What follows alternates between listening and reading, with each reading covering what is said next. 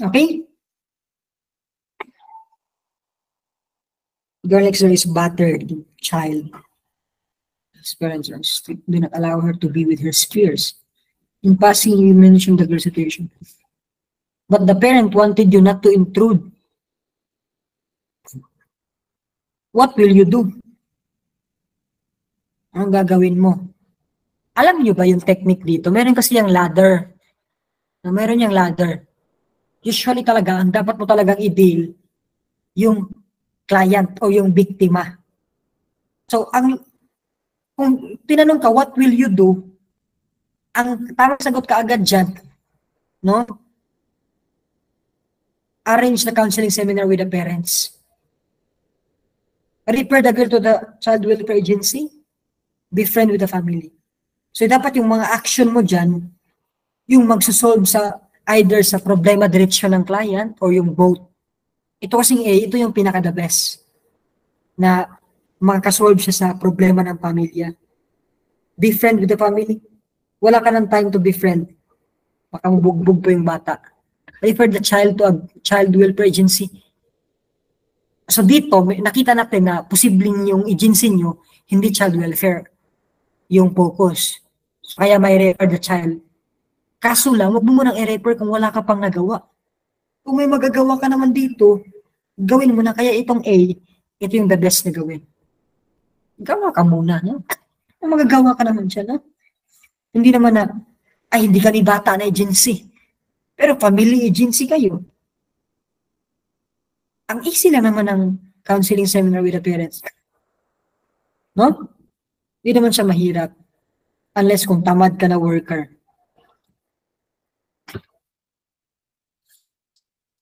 Panel of judge. Okay, ito yun, di ba? Panel of judge ka na maging sa contest ng youth model. Kaso lang may isang contestant na delinquent, may kaso siya.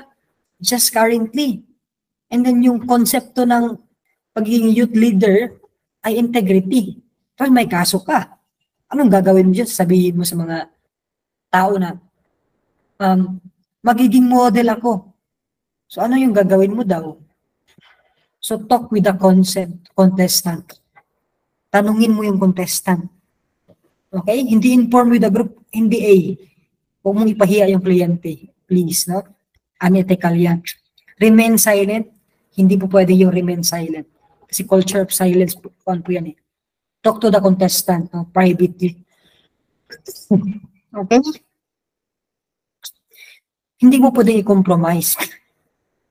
No, may gawin ka dapat sa, hindi pwede, ay, in-invite lang naman ako dito. Remain silent naman ako, may binayad kasi sila sa akin. Hindi. Mas magagampanan mo yung trabaho mo kung may gawin ka. Tama ba? 22. Kinetic phase, this process aims to achieve the following. B, the most comprehensive answer yung sagot. 23. Neely was referred. Headache and laziness. Yes, barkada in the factory. Palagi sila giinom, no? Yes, a social worker not to tell anyone about his going. So, ano yung pahiwatig Minilo? Confidentiality. Actually, ganyan, kahit pa hindi sabihin ng client na, so, huwag mong sabihin na, yan talaga yung gusto nila. Ang hirap na, parang yung may problema ka sa pamilya ba? Tapos sinabi mo sa friend mo, gusto mo bang ipagsabihin niya yung problema mo? Ganyan din yung nafe-feel ng client.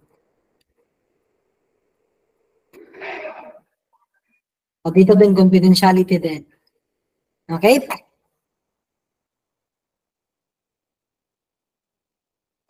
Physician lang. Then ask the social worker to refer her to the male physician in the newly branch, but ask the male physician not to inform about her request. Confidentiality pa rin. 24. Considering 2 months has been. He seems to nervous type, but the worker realized that she needs to obtain more information to be able to understand. Yung kailangan dito, non-judgmental attitude. Pag individualization, ibig sabihin, nakalagay sa case na merong ikinumpara na si client A at si client B. or itong community sa community B. Wala naman. Okay? Yan yung konteksto ng individualization. Confidentiality, wala naman. No? Dito, non-judgmental attitude. No? Kung gusto mong kumuha ng more information, para mas makatulong sa'yo, dapat meron kang non-judgmental attitude din na principle para mas flow lang yung pagkuha mo ng data. Kasi kung ikaw, judgmental ka, ay tapos na, okay na to. Di ba? Sometimes kasi kung meron tayong bias sa isang tao, pag judgmental tayo, pag merong information na sinabi na na-touch tayo or parang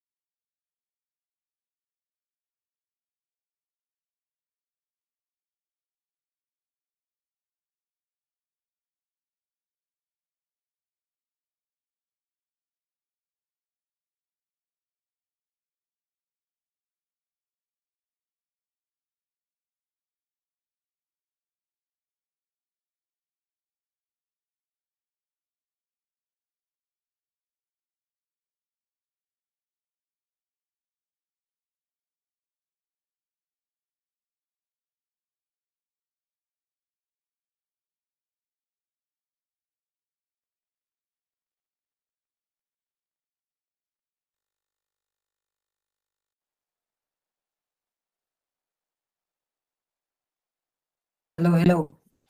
Wala ako. Nag-burn out saglit na I was so scared.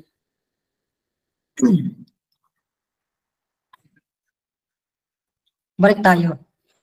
Pagkatapos confidentiality, wala namang information na kailangan itago. So, kailangan lang talaga dito, non-judgmental attitude para mas maintindihan mo pa yung information ni. Di ba may mga sometimes tayo class na pag nakipag-usap tayo sa isang tao tapos merong isang sinabi siya na ganito, ay, okay na ako. May bias kasi pag yun. Ito kasi non-judgmental attitude, nakaka-distract din siya ng pagkuha mo ng data. Kasi kung may bias ka, so titigil ka na sa pagkuha ng data kasi ayaw mo na marinig yung iba.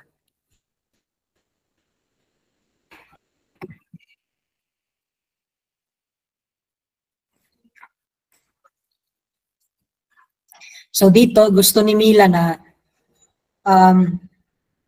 ayaw niya mag-transfer. So of course, decision niya yan, okay? So determination. In-highlight ko pa dyan yung her decision. Okay? So, ay magawa dyan. Again, pag individualization, may kinumpara kay Mila. Wala naman. Pag acceptance, hindi na dito pwedeng gamitin yung acceptance kasi naging client mo na siya. Ibig sabihin, na-accept mo na talaga siya. You get me? Ganun yun. Dito, decision niya, okay. 7. To not just be a housewife but to have some interest outside their home. He even volunteered to, ano dito, no? Individualization. Bakit? In her talk with Lando, the worker was surprised to discover that he is different form. So, dyan mo nakita na, iba pala si Lando. So, si Lando, ini-encourage yung asawa niya. So, nakitaan mo dyan na, lahat iba-iba pala. Sana all like Lando, no? So, individualization po yung pinapakita dito na lahat talaga ng tao, iba-iba.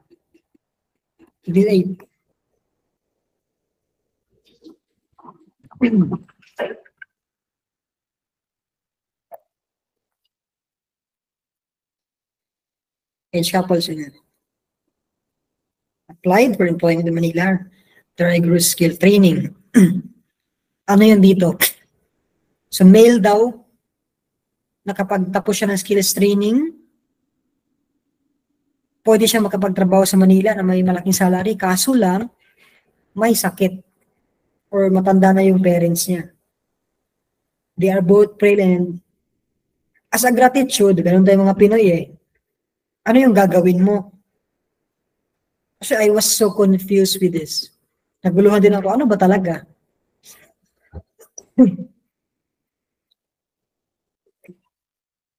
Ano ba talaga? Kasi kailangan mo lahat eh.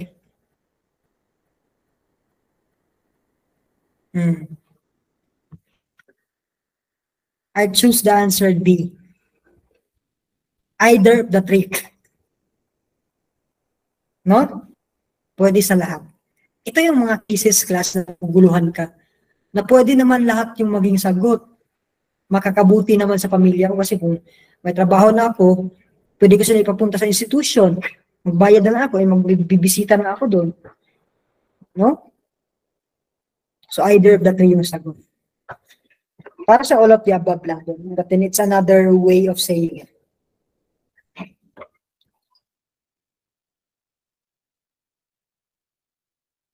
So ito tayo yung rules of avoiding conflict. Ano yung hindi? Ito talaga yung magkaaway. So ito daw yung ang tanong ay, ito daw yung mga rules na maiiwasan mo yung gusot, conflict ba? Ano daw yung hindi?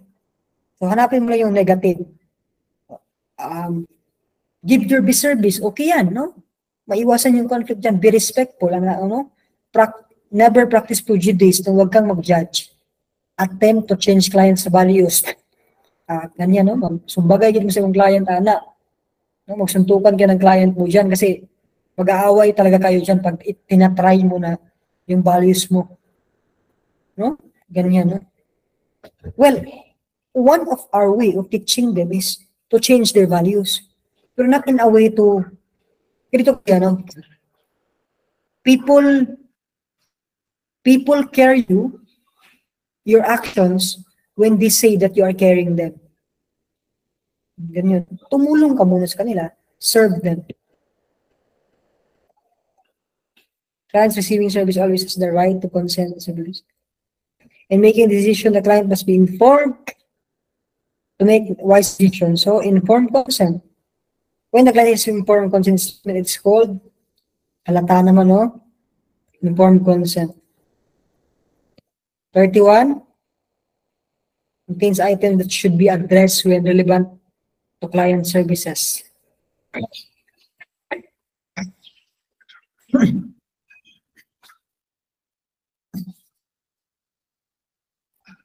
Ano kaya?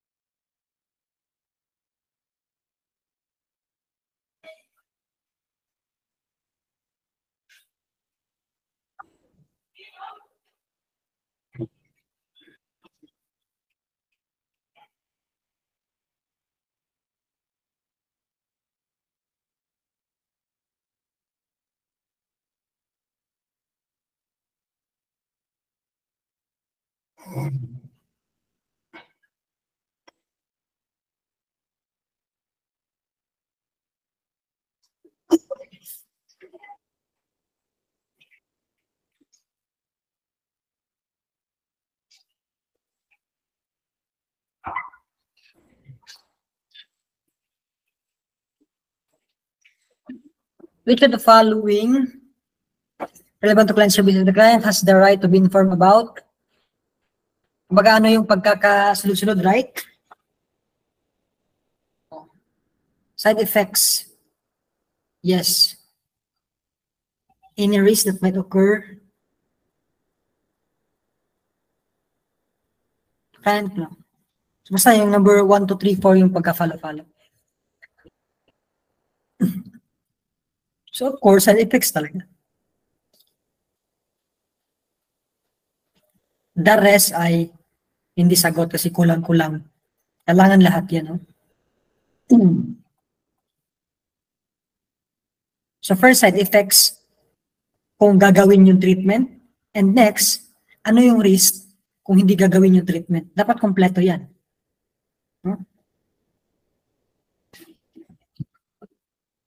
Okay? Oh, sino to? Ano yun? Si friend mo to, si friend. Friend mo ba to si Tililing? Okay. So funny yung name. Dr. Samuel.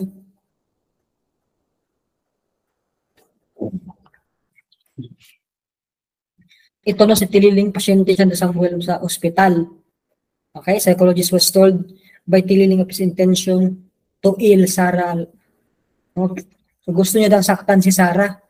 No? Ito talaga si Tililing, nagkakatililing na rin yung utak niya. Okay? So, Dr. Tapuin called the police who quickly detained Tili. So, dinetain si Tililing. Kasi yung pagkatililing niya talaga, sumobra na. Gusto na niyang pumatay. Apparently, Dr. Malelang, Dr. Dawi Supervisor, directed that no further action be taken to detain Tililing. Ganun talaga yung mga psychologist. Huwag muna kasi baka naman kuan lang yan. Sabi-sabi lang yan. Pero dito mayroong isang word na mapapa-action ka talaga. Take note. Hindi nyo lang ilalagay yung situation nyo na nandun kayo sa situation. Pwede yun. But then, dapat yung maintindihan na ilalagay nyo yung konteksto ng sarili nyo sa context kung nasa question lang naman. Sabi dito, you are the social worker who is one of the members of the treatment team. Meron dito isang word, you knew that Tililing will kill. Ibig sabihin, ilagay mo na yung konteksto mo na papatayin niya talaga. Huwag kang mag-assume na baka naman sabi-sabi niya na lang yun. So paniwalaan ko lang si Dr. Malelang. So mali. Talagang mali lang talaga siya. Mali lang. O Dr. Mali lang talaga siya. Mali siya. So dito, meron nang nilagay sa case na sure ka na talaga na papatayin niya. So i-detain mo si Tililing. Kasi papatayin niya talaga kung nilabas mo. Okay? Life is more important. The following except one are the components of clients. Except one, no? So, nasa kuan po to, crisis intervention. You get me? Sa libro ni Mendoza. Ito yung hindi kasali. 34. A type of the cause of, okay? So, origin. Yan ito origin, no? Preceding of the events, etiological po yan. No? Dynamics, ano yung naging takbo? No? Cycle ba? Classificator, ano yung classes? Ano yung classes ng difficulty? Ito na difficulty, family, economy, psychological. Okay? 35. Ano daw yung false statement regarding treatment plan? Isa lang po. It is usually the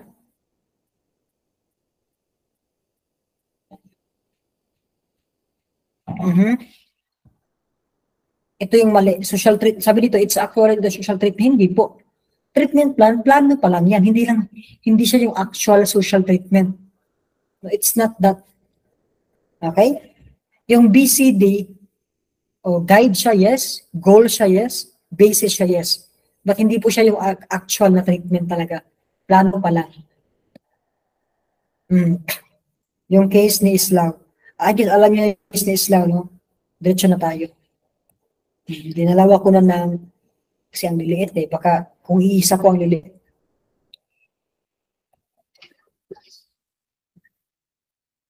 Nabasa niyo naman, di ba? Makikita niyo yung Quancast. I guess sa may mga laptop, nababasa niyo.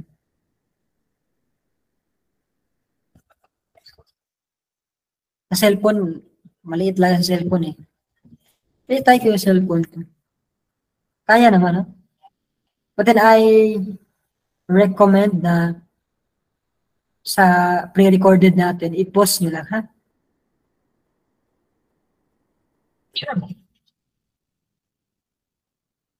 So, si Islaw, no? Masahin ko dito, no? So, si Islaw, nakatira siya sa isang 42 siya.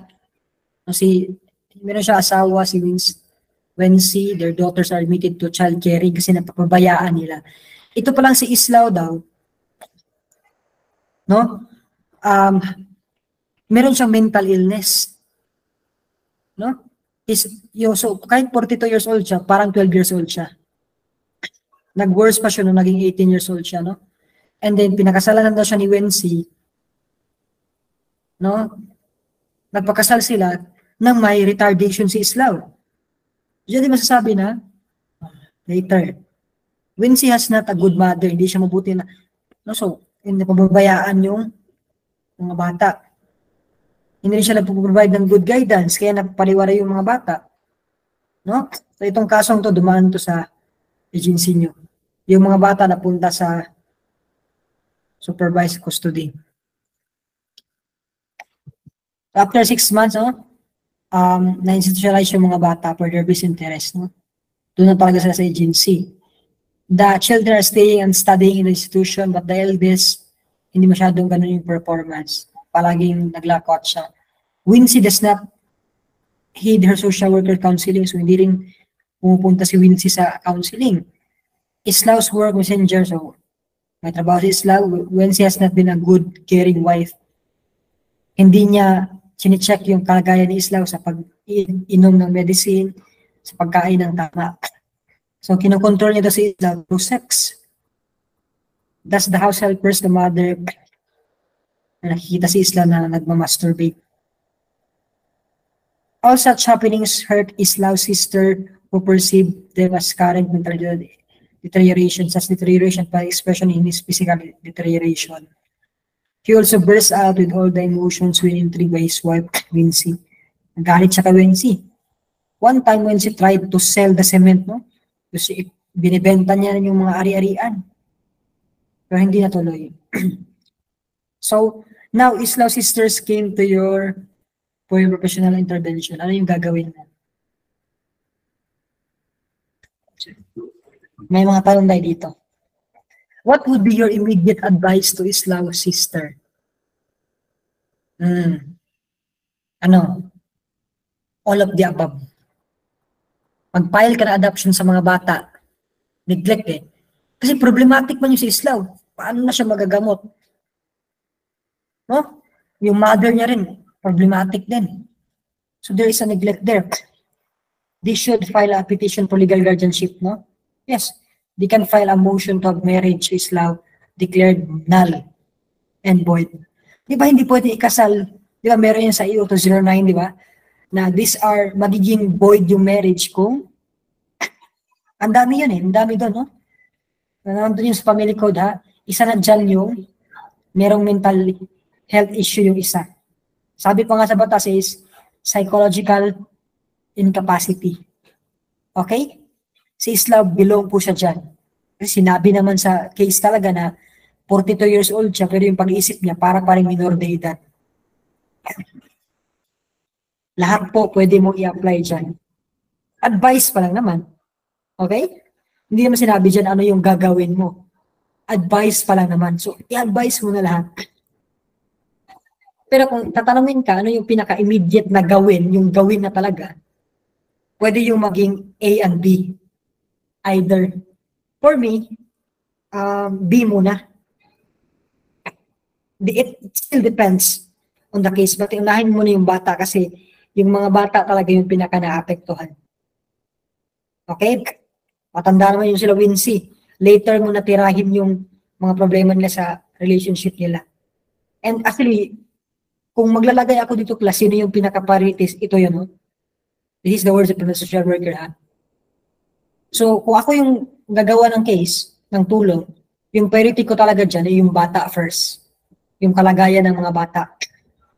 Okay?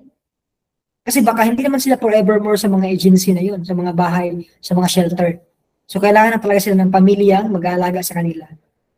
So, yung bata yung first priority ko. The next one is Islaw. Kasi siya yung parang bata. Okay? Siya yung parang bata na kailangan din natin ng tulong. And then later na yung marriage nila. Okay? And then, after ng marriage nila, maybe yung surrounding environment nila, yung pamilya nila. Okay? Ganun po yung priority dapat. No? You get me? Priority tayo. Bakit ko sinabi na bata yung priority ko? Sila, ang bias mo naman. Di ba ang title, sometimes kasi may mga title yung case. Di ba ang title is Islaw's case? Hindi po yan movie. Hindi po yan movie na kung sino yung title, siya din yung bida at siya yung unahin mo. Hindi po ganyan yung social work class. Ang dapat mong tignan, ang pinaka dapat mo kasing tignan kung mag-analyze ka ng case sa board exam, lalo na sa method ay, tanungin mo to, please, tanungin mo to na tanong. Sino yung pinaka-vulnerable? You get me?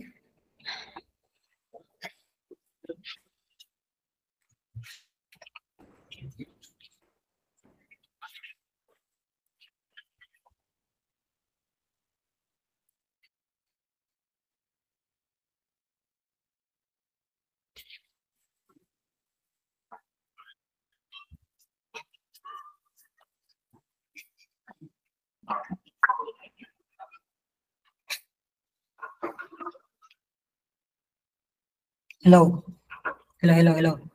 So, alam nyo na ha? So, ito dapat yung itanong mo sa sarili mo kung mag-analyze ka ng case. Ito kasi yung pinaka-problema ng mga takers sa social work pagdating sa board exam.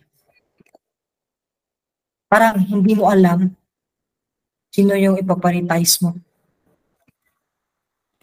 Di ba hindi mo alam kasi ganyan din yung case ng social work kasi ang daming problema ng Pilipino. Actually, lahat ng case na binibigay sa board exam, parang ugat-ugat yung problema. Pero, lalo na sa mga ganito, what's your immediate or sino yung unahin mo? Tanungin mo lang yung sarili mo, isang tanong, masagot mo na lahat. Sino yung priority mo? Secondary question naman lang yan. Pero yung pinaka-the best question na itanong mo, sino yung mas vulnerable? Kasi di ba tayo na social work, yan talaga yung goal natin, matulungan yung mga vulnerable. So, kaya ko nasabi na yung first talaga na gagawin ko is para sa mga bata. Kasi, yes, si Islaw, isip bata siya kasi may mental illness, but then meron silang anak. Okay? So, yan yung pinaka-vulnerable na dapat mong maagapan. Later na yung next. So, first, yung mga bata, yun yung pinaka-vulnerable eh. Sabi yan ng batas. Sabi yan ng United Nations. Okay? Sabi din yan ng mga child welfare laws. And the next is Islaw. Later na yung si Wincy, later mo na siya i-deal. And saka yung next ni Islaw, maybe yung mga surrounding nila, yung pamilya ni Islaw, yung sister ni Islaw, yung environment nila. Okay? Tanungin mo sarili mo kung sino yung pinaka-vulnerable or pinaka-naapektuhan. You get me? Future social workers, klaro tayo. Ganon yung itanong mo sa sarili mo ha. Kasi baka maguluhan ka na sa board exam, ano yung unahin ko? Ang dami naman problema o nagkamali ka. Tanungin mo sarili mo sino yung pinaka-naapektuhan. Actually, naapektuhan lahat. Naapektuhan lahat eh. Baka nga may problema yung si Wincy na kailangan mong tulungan. Si Isla may problema din. Pero, sino yung naapektuhan, yung sinasabi natin vulnerable? Yung mga bata. Okay?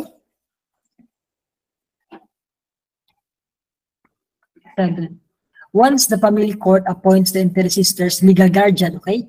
O diba, dito natin nakita na isa para sa mga action. So tama yung sagot natin ha. Yung letter ko na pwedeng gawin yung legal guardian, no? So after daw na ma-appoint yung sister na maging legal guardian, so gusto daw ng sister ni Isla na maging legal guardian ng mga bata, what would be your next step? So, okay na, solusyon na yung legal guardianship ng mga bata. Ano yung next na gagawin mo? Legal guardians can now file a motion for restraining order. Okay? Against Wincy. Okay? So later na muna yung submit Islaw for thorough psychological assessment. Kasi i-secure mo pa dito yung kapakanan ng mga bata. You get me? Di ba yung sinabi ko? And next na si Islaw. So letter B, yan yung second priority si Islaw. And third, yun yung kasal nila, i-void mo. Okay? I-make sure na muna na arrange yung kapakanan ng mga bata, protected sila. Kasi kung si Wincy, pinalapit mo pa yan, Sasabihan niya ni Winston yung mga bata, ay, lulukuhin lang kayo niyan. No? Hindi kayo alagaan. Hindi mo inalagaan yung bata mo eh. Restraining order na kita. Ganyan, di ba? And sa tinatanong lang din naman yung restraining order, pag barangay yung barangay yung nagbigay ng restraining order, 15 days. Pag court, usually 30 days. Pag permanent, depende. Depende kung kailan mo siya i-cease or depende yung need. Okay? Next, 38. Before filing petition for legal guardianship, what would you do to the children? Sa mga bata pa rin, di ba? So, grabe dito natin nakita na itong pagka-arrange ng question, bata talaga yung target muna. Kasi sila yung vulnerable. So, i-plaster mo muna arrange mo na yung kapakanan ng mga bata. Dito. So, prepare mo yung children for the court proceedings, no? I-orient mo sa kanila ano yung purpose ng legal guardian. No? Ganun po yun. Okay?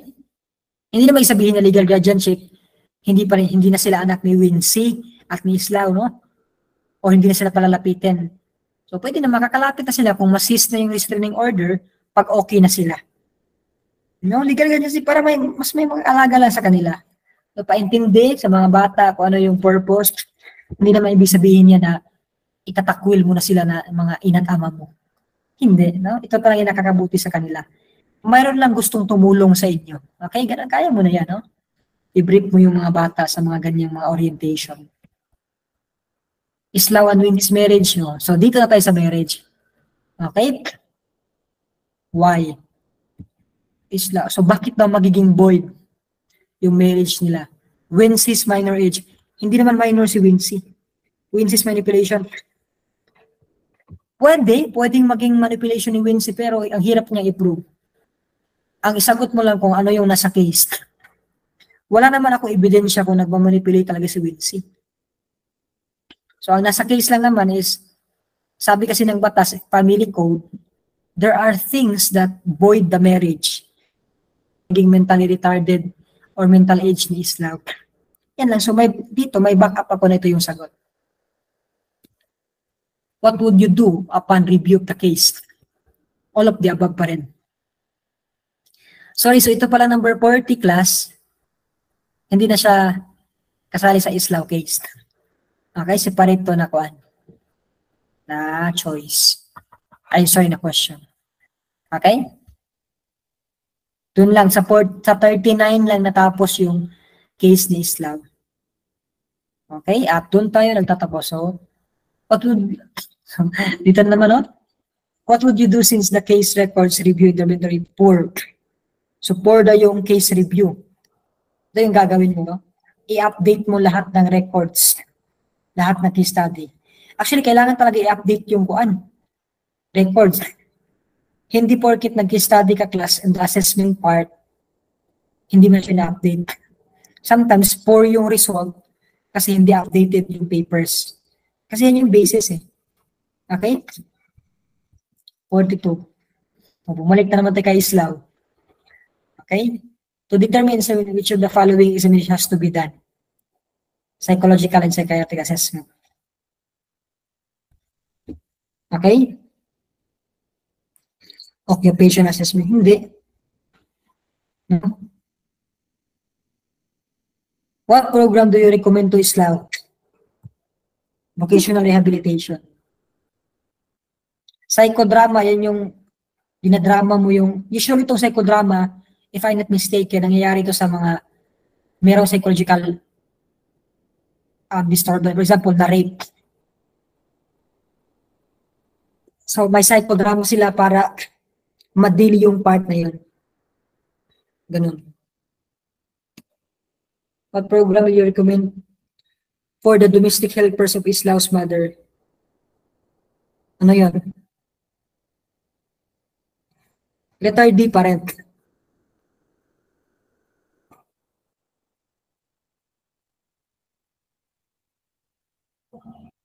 Okay?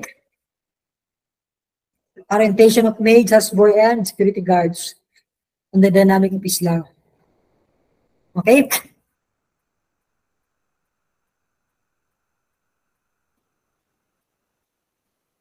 Ganun po yun.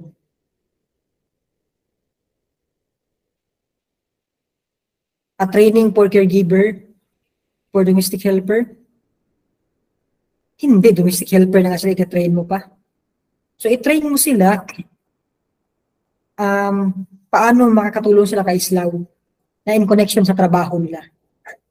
Bakit mo pa sila i-train as domestic helper? Naging domestic helper na nga sila. Ang kailangan lang ng training ng domestic helper, yung gustong mag-abroad. Ganun yun. Parang ganito, tinitrain mo yung driver na mag-drive. Marunong na nga siya mag-drive. Domestic helper na nga siya doon, driver na nga siya doon sa labas. Wala nang point. Training for independent living class, when you are going abroad, independent living ka na doon. No? Bakit mo facility train na independent living? No? You get my point, no?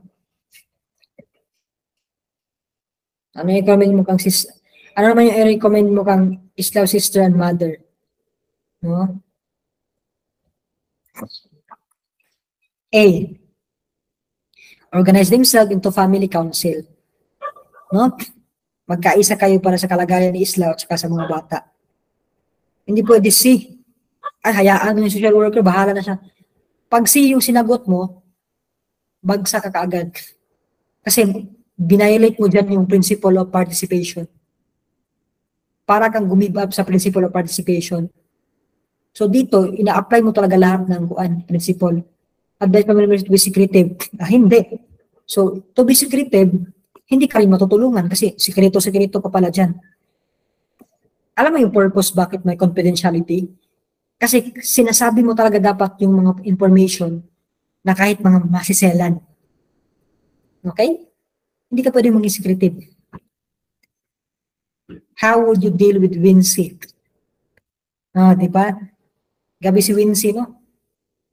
Pabaya ng asawa, pinakasalan si Islaw kasi si Islaw kasi medyo may ari-arian din. Tsaka pabaya pang asawa, yung pabaya pang ina. Ganon. Pero, no? Formulate her with a repetition plan for her activities.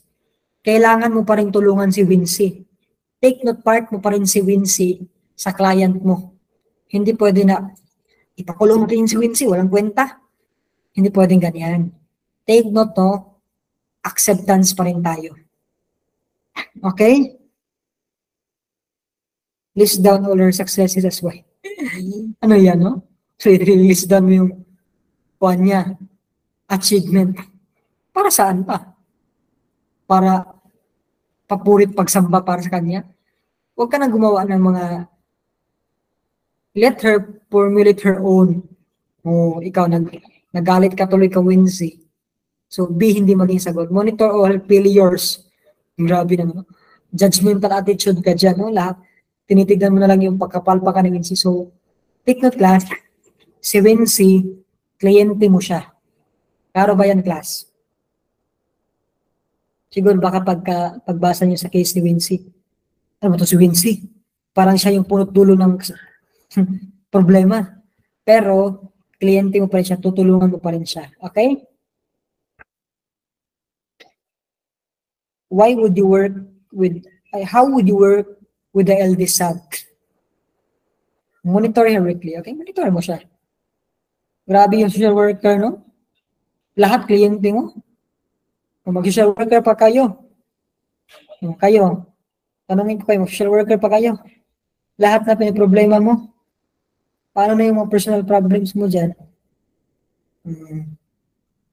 Social worker pa, sir? Oy. Okay ba yun? Lahat na lang pinaproblema mo. Parang, you are more than ninang. Ganun talaga, class, no? Pag may mga binyag, tapos social worker ka, pinapaninang na talaga. How would you work with the eldest son? What is the presenting problem? Ano yung problema? Ito talaga yun kasi negro. Okay?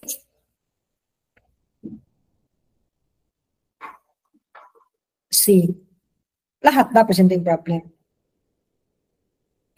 49. Ano yung diagnosis mo kay Islao sa progression? Lack of adult and parental supervision in Islao and the eldest son. Okay? Hindi po Wensi yung sagot. Hindi naman tinanong na si Wensi ba yung problema. Ang tinanong dito, ano yung diagnosis mo kay Islao? So dapat, kang Islao, ano yung sitwasyon ni Islao? Yan yung sagot. Huwag kang kahit pa nakaka-apekto yung pagiging going out ni Wensi sa kalagayan ni Islao at saka sa absent ng mga bata. Ang tinanong lang naman, ano yung diagnosis mo kang Islao?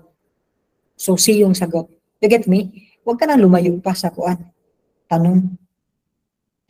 50. Ano daw yung cost when sa lack of supervision? Lack of knowledge. Kulang lang talaga ng supervision si Wensi. No? Turuan natin. Ito kasing question ay option letter A. Binibigyan natin ng chance na matulungan natin si Wensi. Itong si letter B, ginagawa lang ni Wensi yung gusto niya. Wala pong hope dyan. Dapat hopeful ka palagi sa mga client mo. Diba kung tinitignan natin dito, si Wincy yung pinaka-problematic. Parang dami niyang problema. Ito din, Wincy has extramarital. No. Hindi ka pwedeng maglagay dyan ng mga marites na mga data. So, hindi talaga pwedeng maging sagot yung C. Wincy's lack of adventure, hindi rin yan.